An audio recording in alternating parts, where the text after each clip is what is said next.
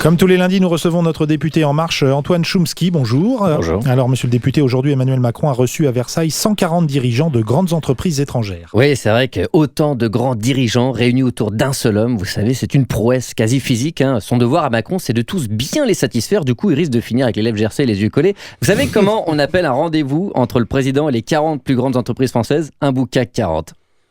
Et dans ce genre de réunion au sommet, est-ce que ça fume un peu ou pas? Parce que vous voyez ce que je veux dire, c'est un peu l'info du moment, on dépénalise le cannabis ou pas? Écoutez, si c'est l'homme qui vous parle politique, si c'est le député qui vous parle, moi je dois vous rappeler que le cannabis est une drogue qui fait des ravages, surtout chez les jeunes. Après, si c'est le citoyen qui vous parle, je me dois de vous déconseiller d'acheter à Stalingrad et les couper au caoutchouc, alors que Porte d'Auteuil, elle est nickel.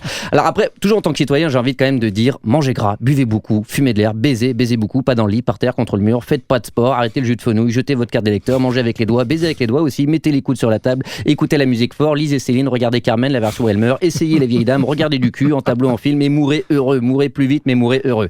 Mais en tant que député, j'ai envie de dire qu'on va verbaliser la marche à pied en état d'ivresse. Rien qu'en Bretagne, en 2 week-ends, on réduit la dette d'un tiers.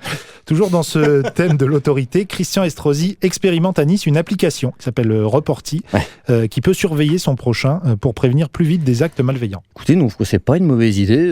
Nous, on travaille sur une appli pour dénoncer les gens qui scurent le pif au feu rouge. Vous savez, ces gens qui confondent leur bagnole avec une cape d'invisibilité, tous ces Harry tripoteurs de louloute qui ouvrent les fenêtres pour mettre en orbite leur fusée de la nasale. On va appeler ça une appli Instracrad, quoi. Et aussi, on va développer un Instagram pour dénoncer tous les gros et également une sorte de pétinscope pour débusquer tous les gens qui mangent trop de roumousse. L'appli s'appellera Rafle Tatouille. Le rassemblement anti-IVG qui s'est tenu ce week-end, la marche pour la vie, soutenue par le pape. Un mot sur ça, monsieur le député? Oui, alors déjà, des catholiques qui organisent une marche pour la vie, pour moi, c'est comme un filet d'oignon qui organise une marche pour la vue ou la laine fraîche, ça donne envie de chialer. C'est comme si les fabricants de plugs en crépi organisaient une marche pour le respect des muqueuses. Écoutez, juste un peu d'histoire. Entre les croisades, la conquête de l'Amérique, la chasse aux sorcières, l'Inquisition et le commerce des esclaves, on est sur 145 millions de morts. Donc à chaque fois, ça a été soutenu par le pape de l'époque. Et là, le pape a salué cordialement la manifestation. L'Église, c'est pas des gens qui aiment que vous ayez le choix. Faut pas oublier que dans la Bible, Dieu, c'est un type qui engrosse une vierge sans lui demander son avis. Premier hashtag MeToo de l'histoire. Le mec a inventé le viol de l'utérus sans pénétration, mais cordialement, bien évidemment. Sauf qu'il a oublié toutes les formules de politesse censées arriver avant, c'est-à-dire bonjour, je me présente, vieux, j'aimerais avoir un enfant avec vous, permettez que je vous ensemence, la température de la paille vous plaît, vous avez de l'huile parce que ceci est mon corps, mais c'est pas dit qu'il rentre dans le vôtre, ça vous dérange pas que je garde mes sandales, vous connaissez Nazareth?